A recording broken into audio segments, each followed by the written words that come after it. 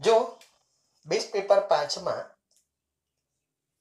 પહેલો સવાલ છે ખરા ખોટામાં કે તમને જે બહુપદી દેખાય છે એ બહુપદીનો ઘાત એ 3 છે એવું કહે છે. તો આ આપણી બહુપદી છે આ, અને આ બહુપદીનો ઘાત 3 છે એવું કહે છે. તો આ વિધાન સાચું છે. એનું કારણ છે કે સૌથી મોટી ઘાત એ જ બહુપદીનો ઘાત કહેવાય, સૌથી મોટી ઘાત. પછી વિવેચક શોધવાનું સૂત્ર એ ડેલ્ટા બરાબર બી સ્ક્વેર માઇનસ 4ac છે એવું કહે છે. તો આ પણ સાચું છે. ખાસ ધ્યાન રાખજો, ઘણીવાર એ લોકો પ્લસના બદલે માઇનસ ને માઇનસના બદલે પ્લસ કરી દેતા હોય, તો એ વખતે ધ્યાન રાખવાનું. પછી એવું કહે છે કે આ જે શ્રેણી છે આ એ સમાંતર શ્રેણી છે. તો સમાંતર શ્રેણી કોને કહેવાય? કે જેના બે ક્રમિક પદોનો તફાવત સરખો હોય. તો બીજું માઇનસ પહેલું એ પણ 0, ત્રીજું માઇનસ બીજું એ પણ 0. તો ભલે 0 છે પણ સરખો છે, તો આ પણ સમાંતર શ્રેણી છે. એટલે આ વિધાન પણ સાચું છે. અને cos 45 એ 1/√2 થાય એ વિધાન લખેલું છે. તો આપણે કોઠામાં ધ્યાન રાખીએ તો cos 45 એ 1/√2 થાય છે. તો આ વિધાન પણ સાચું છે. તો પહેલા 4 સવાલો સાચા ખોટા વિધાન હતા. હવે 5મો સવાલ છે એ વૈકલ્પિક પ્રશ્નો છે કે x બાર 25 અને z 25 તો m કેટલા? હવે હું તમને એક સરસ વાત કરું, બરાબર શાંતિથી સાંભળજો. કે 3 જણા છે ને 3 જણા, એનું સૂત્ર તો આપણું ખબર છે કે z બરાબર 3m માઇનસ 2x બાર. આ સૂત્ર મોઢે કરવાની ટ્રીક પણ મેં તમને શીખવાડી છે કે m ને 3 પગ છે એટલે તગડું, અને x બાર ને 2 પગ છે એટલે બગડું. આ ટ્રીક પણ મેં તમને શીખવાડી છે. પણ એક જોરદાર વાત કે જો આ બે સરખા હોય ને, આ બે સરખા, કોઈ બી બે સરખા, તો ત્રીજું એ જ હોય, વગર કીધે એ જ હોય. એટલે તમે આ કશું જ ના કરો ને, ગણતરી પણ ના કરો, તો પણ તમારો જવાબ ખબર છે તમને. પણ જો ગણતરી કરવી હોય તો z અહીંયા મુકાય, x બાર અહીંયા મુકાય, અને હવે આને કરતા બનાવવો હોય તો સાઈડ ચેન્જ કરાય. તો 3m માઇનસ 50 બરાબર 25, અને બેઝિક મેથ્સ કે તમારે એમને કરતા બનાવવો હોય તો પ્લસ 50 થાય, અને 3 ભાગાકારમાં લઈ જાઓ તો 75 ભાગ્યા 3 એટલે 25 થાય. જે આપણને એમને એમ ખબર હતી, કારણ કે ટ્રીક ખબર હતી એટલા માટે. પછી 6થો સવાલ છે એ તો સૂત્ર જ છે કે સંભાવના એટલે કે ઘટના એ બનવાની સંભાવના અને ઘટના એ ન બનવાની સંભાવના, એનો સરવાળો કેટલો થાય? તો આ તો સૂત્ર જ છે, સૂત્ર કે સરવાળો 1 થાય. આને a ડેશ પણ લખી શકાય, આને, અને આમ પણ લખી શકાય.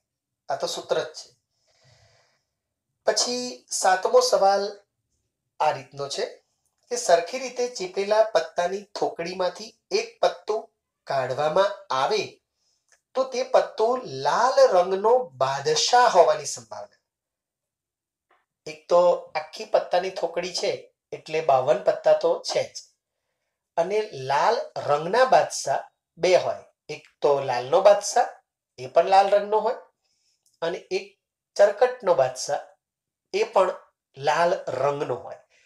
તો બે પત્તા આપણને મેચ કરે છે એટલે ઉપર 2, અને છેદ ઉડાડો તો 1/26. ઘણા લોકો છેદ કેવા બહાદુરીપૂર્વક ઉડાડે ખબર છે કે 2 2 ગયા અને 5 જવાબ.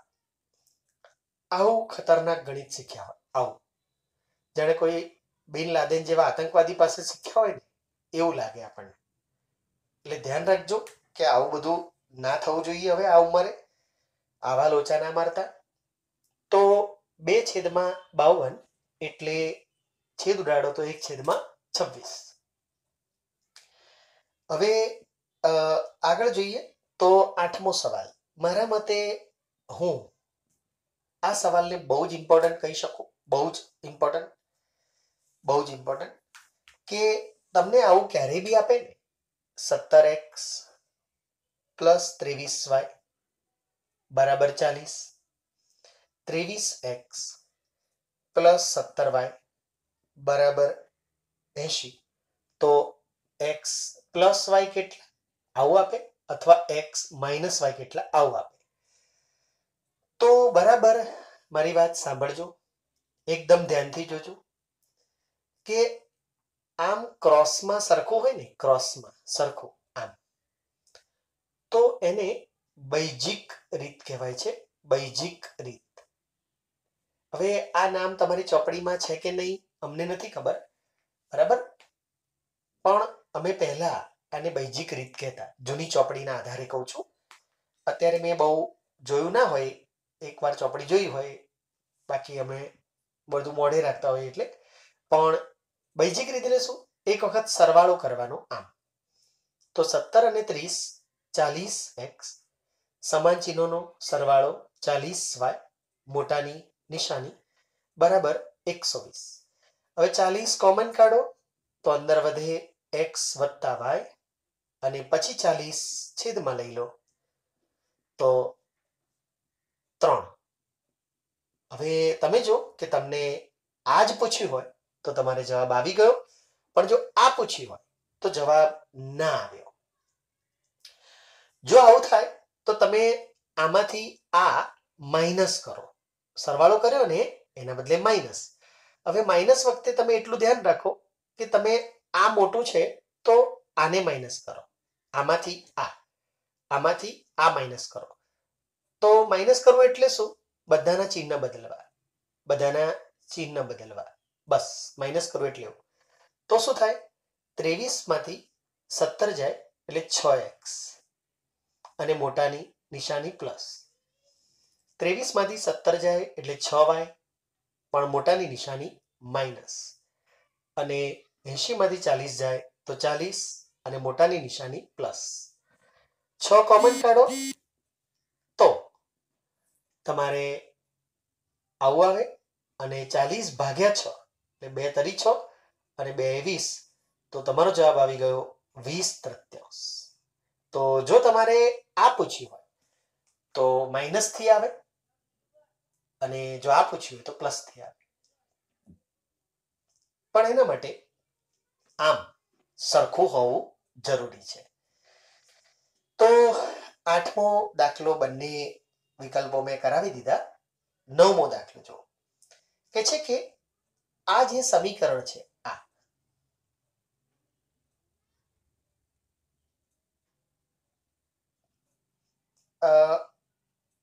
મારા ખ્યાલથી છે ને કઈ ભૂલ હોવી જોઈએ, પણ કઈ વાંધો નહીં, ચલો.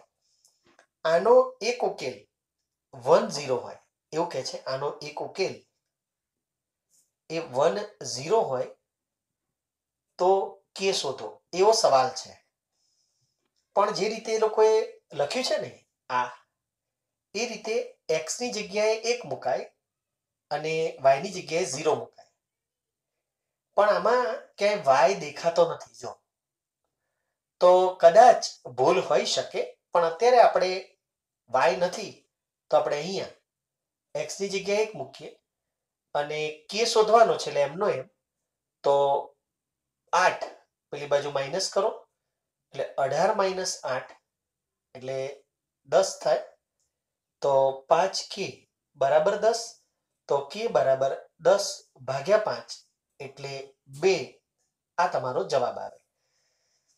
જનરલી સમીકરણમાં x y હોવા જોઈએ પણ નથી, તો x ની જગ્યાએ 1 પણ y નથી હોત તો 0 લખત. તો આ રીતના છે. બાકી ખરેખર આમ ઓકવર્ડ કહેવાય આવું આપેલું છે, પણ તોય આપણે અત્યારે તો માન્ય રાખીએ. પછી તમને 10મો સવાલ, બરાબર, 10મો સવાલ એ પછી લો, સહેજ લાંબો છે એટલા માટે. 11મો પહેલા લઈ લો. તમને એમ કે છે કે tan² theta minus sec² theta એ કેટલા થાય? બહુ ધ્યાનથી સાંભળજો, ધ્યાનથી. તમને એ ખબર છે કે આ સૂત્ર છે sec square theta minus tan square theta બરાબર 1. આ સૂત્ર છે, આ આપણને પાક્કું યાદ છે. એના બદલે આ ઉલટો ક્રમ છે, આના બદલે ઉલટો ક્રમ. એકચ્યુઅલી તમે જો કે આ બધાના ચિહ્ન બદલો ને તો આ થઈ જાય. આ બધાના ચિહ્ન બદલો તો કઈ રીતના? sec સ્ક્વેર માઇનસ કરો તો આ રહ્યું, tan સ્ક્વેર પ્લસ કરો તો આ રહ્યું, તો પછી એકને માઇનસ કરો તો આ રહ્યું. એટલે માઇનસમાં આ ધ્યાન રાખો, માઇનસમાં કે તમે ક્રમ બદલો તો સામેનાનું ચિહ્ન બદલી કાઢવાનું. જિંદગીભર યાદ રખાય આ વસ્તુ. તો તમે આનો સ્ક્રીનશોટ લઈ શકો છો અને પછી આપણે આગળના સવાલો લઈએ અને એ પતે પછી મોડેલ પેપરના સવાલો. તો સ્ક્રીનશોટ લઈ લો અને પછી આપણે બધો વાઇપ અપ કરીને બીજો સ્ક્રીન લઈશું આજનો.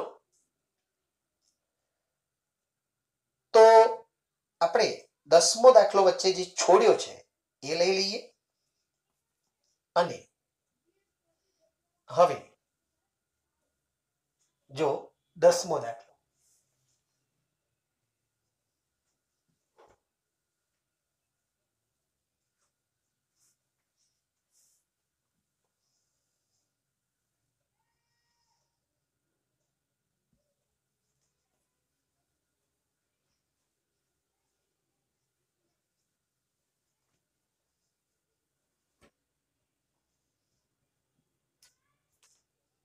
એવું કે છે કે આ બે બિંદુ, આ અને આ બે બિંદુ વચ્ચેનું અંતર કેટલું?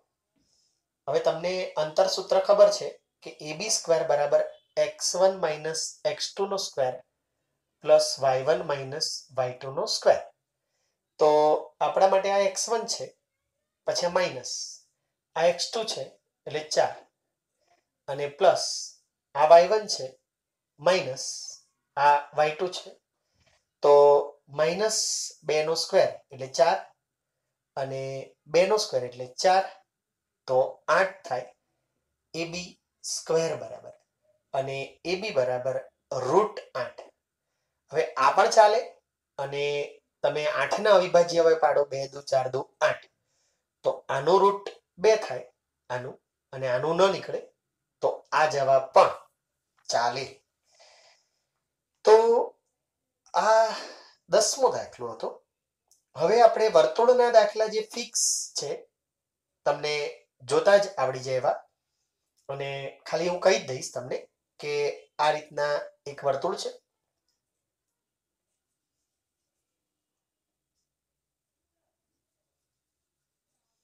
અને વર્તુળના ઓ કેન્દ્રવાળા વર્તુળને P માંથી બે સ્પર્શકો છે.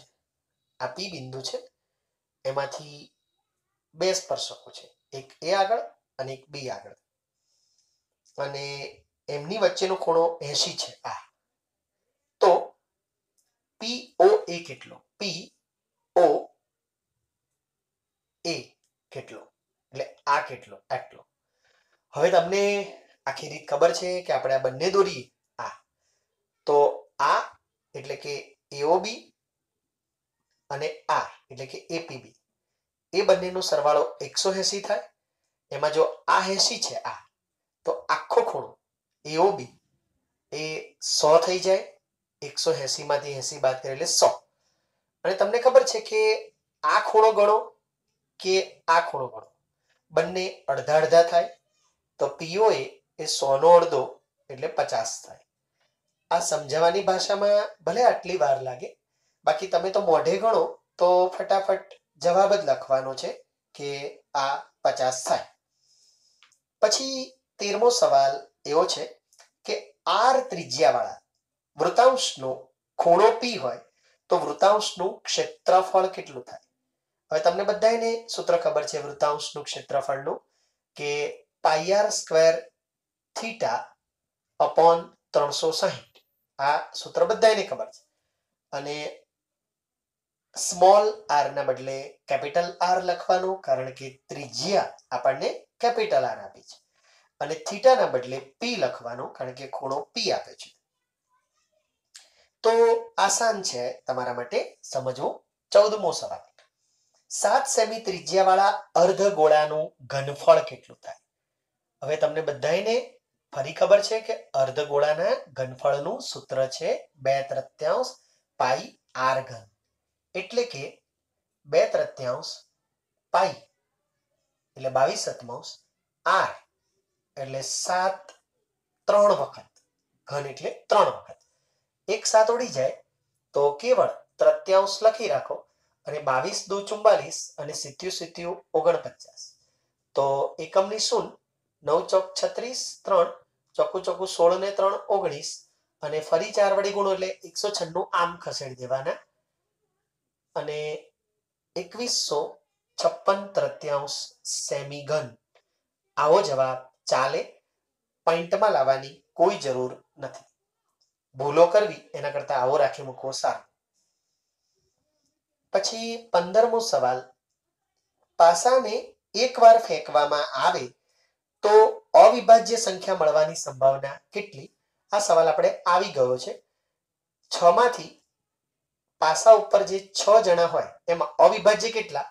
તો 2, 3 અને 5. 3 જણા અવિભાજ્ય છે એટલે 1/2 થાય. અને 16મો સવાલ જો, રમેશ મેચ જીતે તેની સંભાવના 0.48. બરાબર, આપણે મેચ જીતે અને એ કહીએ તો એ 0.48. તો રમેશ મેચ ન જીતે એની સંભાવના કેટલી?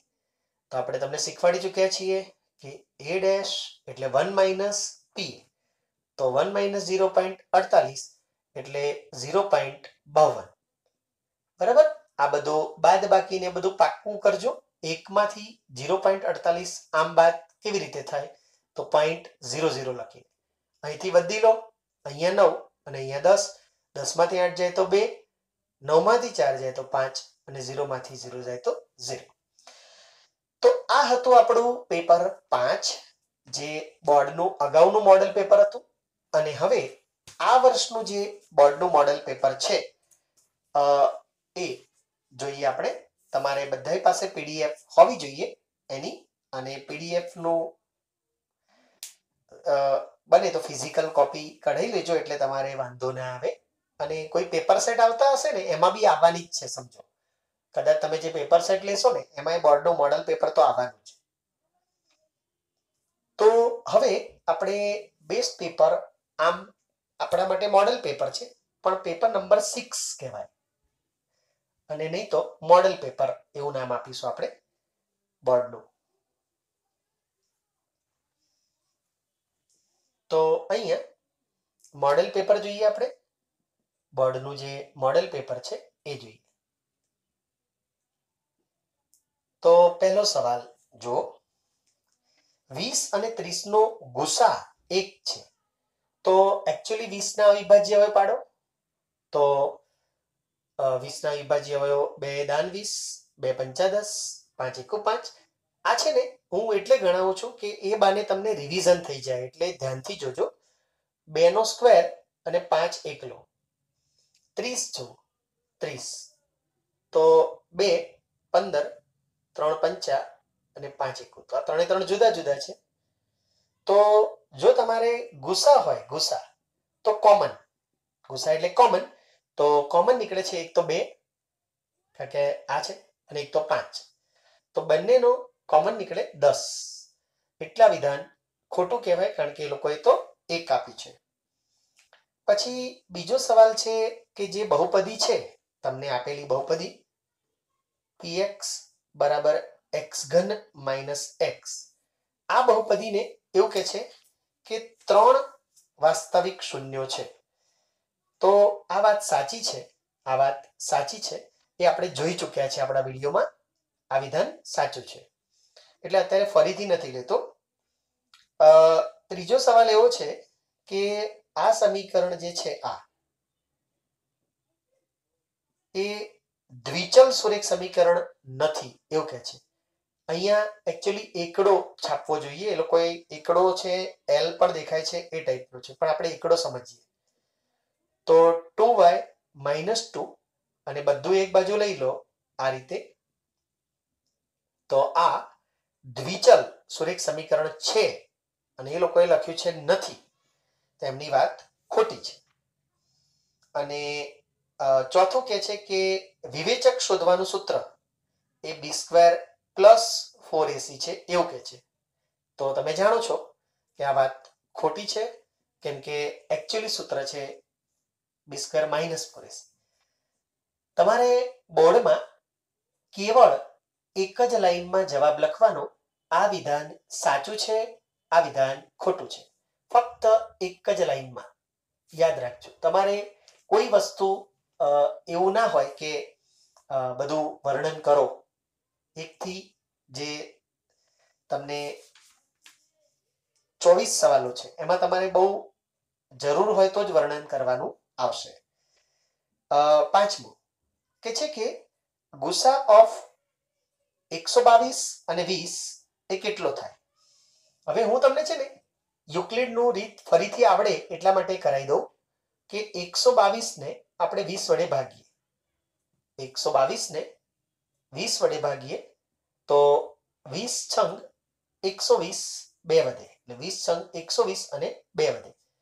પછી આ 20 અંદર લઈ લેવાના, આમ 2 એકુ 2 અને ઉપરથી ઉતાર્યો 0 એટલે 2 દાન 20. તો આ 20 આવે. પછી શેષ વડે એને ભાગીએ તો 2 દાન 20 અને શેષ 0 વધે. તો છેલ્લી શૂન્યતર શેષ એ 2 છે. તો આનો ગુસા 2 થાય. આ વાત સાચી હોય, સોરી, વિકલ્પ 2 લખવાનો. તો તમારે કેવળ આન્સર આ રીતે લખવાનો કે ગુસા of 122 and 20 is equal to. સહેજ બી જવાબમાં ચેકાચેક નહીં કરવાની, એ ધ્યાન રાખજો. ચેકાચેક થતી હોય તો ફરીથી જ લખજો, ચેકાચેક ના કરતા. પછી એવું કે છે કે આ સમીકરણનું પ્રમાણિત સ્વરૂપ કયું? તો આપણે આ દાખલો આપણા પેપરમાં ઓલરેડી લઈ ચૂક્યા છીએ કે તમારે છેદ સરખા કરવાના. જે છેદ અલગ અલગ છે એ તમે સરખા કરો. તો આ 3 અહીંયા ગુણીએ અને આ 2 અહીંયા ગુણીએ. પછી લસા લખો અંશ એમના એમ. તો 3x + 2y = 30. અને હવે તમે બધું આ બાજુ લઈ લો એટલે આ એનું પ્રમાણિત સ્વરૂપ થાય. તો 3x + 2y - 30 = 0 એ જવાબ તમારે માન્ય રાખવાનો. પછી આવે 7મો દાખલો. વિવેચકનું મૂલ્ય કેટલું હોય તો દ્વિઘાત સમીકરણને બે ભિન્ન અને વાસ્તવિક ઉકેલ મળે? તો તમે જાણો છો કે ડેલ્ટા ધન હોય, >0, તો જ આવું થાય. પછી સમાંતર શ્રેણીનું nમો પદ શોધવાનું સૂત્ર કયું છે? તો a + n - 1 * d. 9મું બધા કયા પ્રકારના ત્રિકોણો સમરૂપ થાય? તો બધા સમબાજુ ત્રિકોણો એ સમરૂપ થાય. બધા સમબાજુ ત્રિકોણો. બધા ચોરસ પણ સમરૂપ થાય, બધા સમબાજુ ચતુષ્કોણો પણ સમરૂપ થાય. 10મું બિંદુ -4 - 6 થી આ બિંદુ છે, આ બિંદુ એનું x અક્ષથી લંબ અંતર કેટલું? તો તમને યાદ હોય ને તો મેં સરસ વસ્તુ સમજાવેલી કે x અક્ષથી બોલે તો y યામ પણ માઇનસ નહીં લખવાનો, પ્લસમાં, અને y અક્ષ બોલે તો x યામ પણ પ્લસમાં. કશું જ કરવાની જરૂર નથી. y નો ધન એ x અક્ષથી અંતર થાય અને x નો ધન એ y અક્ષથી અંતર થાય. બધું આપણા વિડીયોમાં ઓલરેડી હું સમજાવી ચૂકેલો છું. સર, હા સર 6th માં તમે જે લાસ્ટ બે લાઈન કરી છે ને એમાં ભૂલ 3x - 2y એમાં માઈનસ આવશે, તમે પ્લસ કર્યું છે ત્યાં સર ઉપરના સ્ટેપમાં રકમમાં એ લોકોએ ના સર, લાસ્ટ બે સ્ટેપમાં અહીંયા માઇનસ, અહીં માઇનસ. હા વેરી હા સોરી, ત્યાં, હા સર ત્યાં સારું કર્યું મને કહ્યું. તો જો આપણે આ માઇનસ છે એટલે ભૂલ ના થાય એટલા માટે આ જવાબ સાચો પડશે અને અનફોર્ચ્યુનેટલી એ જવાબ પાછો અંદર હતોય ખરો એટલે આપણે 1 માર્ક કપાઈ જાય મારો બોર્ડમાં એવું થયું. જો અહીંયા આ દાખલો બી બહુ સરસ છે કે આ જે સમીકરણ છે આ સમીકરણના બંને બીજ પરસ્પર વ્યસ્ત છે. વ્યસ્ત તો એમ કેટલો? તો મેં તમને સરસ સૂત્રો જ મોઢે કરાયેલા છે ચોથા ચેપ્ટરમાં કે જેની એક્ઝામ આપણે આ શુક્રવારે લેવાના છીએ. સી બરાબર એ, તો સી એટલે એમ અને એ એટલે 6, તો એમ બરાબર 6 થાય. પછી 12મો સવાલ એવો કે છે કે જે સમાંતર શ્રેણી તમને આપી છે 10, 7 એનું 30મું પદ શોધો. 30મું પદ. હવે તમને ખબર છે 30મું પદ એટલે a પ્લસ 29d. a એટલે પહેલું પદ પોતે પ્લસ 29 અને d એ બીજું માઇનસ પહેલું એટલે -3. તો 10 માઇનસ 29 તારી 87 અને મોટાની નિશાની અને અસમાન ચિહ્નોની બાદબાકી. તો 30મું પદ થાય -77. તો આ સ્ક્રીન પણ તમે લઈ શકો છો અને 13મા સવાલથી આપણે આગળ વધીશું. 13મો સવાલ. હંમેશા સમરૂપ જ હોય તેવી બે આકૃતિઓના ઉદાહરણ. એ આપણો 13મો સવાલ છે જે ઓલરેડી હું તમને કહી ચૂક્યો છું કે સમબાજુ ત્રિકોણ અને ચોરસ. ઇવન સમબાજુ ચતુષ્કોણો પણ. જો કે ચતુષ્કોણોમાં આકાર બદલી કાઢો ને તો સામસામે કદાચ ના થાય, પણ ચોરસ અને સમબાજુ ત્રિકોણ, ચોરસ અને સમબાજુ ત્રિકોણ એ બંને થાય.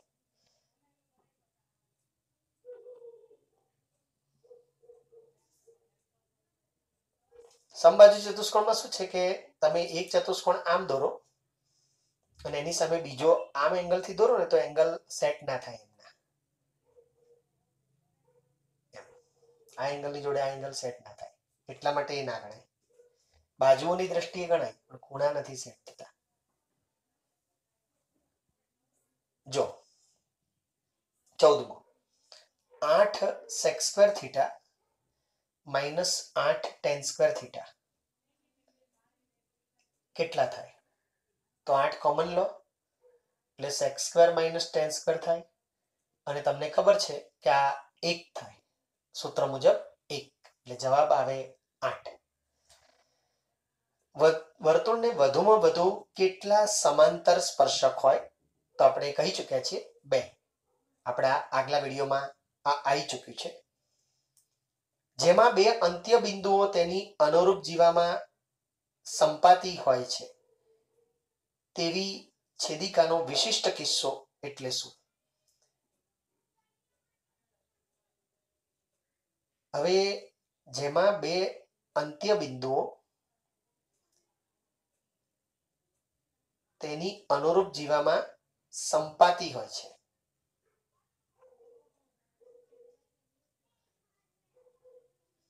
એટલે આમ એવું કહેવાય આ રીતના કે આ વર્તુળની એક જીવા છે AB અને આ બંને અંત્ય બિંદુઓ છે ને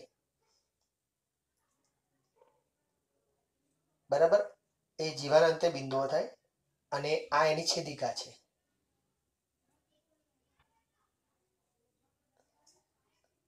તો એનો વિશિષ્ટ કિસ્સો એટલે શું? જેમાં બે અંત્ય બિંદુઓ તેની અનુરૂપ જીવામાં સંપાતી હોય તેવી છેદિકાનો વિશિષ્ટ કિસ્સો એટલે શું?